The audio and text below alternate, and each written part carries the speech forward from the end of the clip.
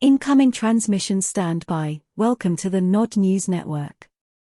Without aid, Kiev cannot fight Russia, the visiting president reportedly stated during a meeting with lawmakers. Ukrainian President Vladimir Zelensky has pegged his nation's continued fight against Russia to sustained U.S. military assistance, according to U.S. Senate Majority Leader Chuck Schumer. There was a single sentence that summed it all up, and I am quoting him verbatim. Mr. Zelensky said, "If we don't get the aid, we will lose the war," the lawmaker told journalists after meeting Zelensky on Capitol Hill.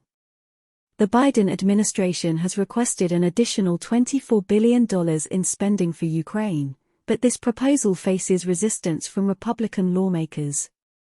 A group of over 24 GOP senators and representatives sent a letter to the White House, expressing concerns about the allocation of funds and seeking clarification on the progress of the counteroffensive.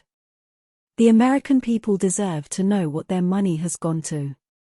How is the counteroffensive going? The letter read. The message was penned after Biden officials briefed Congress behind closed doors about their plans for Ukraine. Senator Josh Hawley, a skeptic of the White House's policy, said the executive branch wanted indefinite funding with no clear path to a Ukrainian victory. What was it, $24 billion? That is not the end, they made it very clear. It's not close to the end, he said of the briefing. What we were basically told is buckle up and get out your checkbook.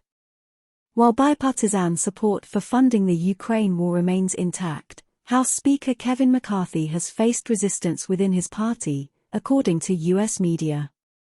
He opted for a private meeting with Zelensky during his visit to Washington, D.C., instead of convening a formal House session.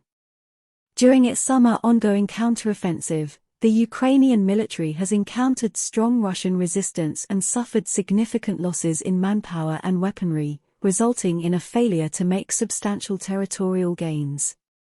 Both the Zelensky government and the White House have shifted their messaging to emphasize slow but steady progress in the long term. This has been the Nod News Network, transmission complete.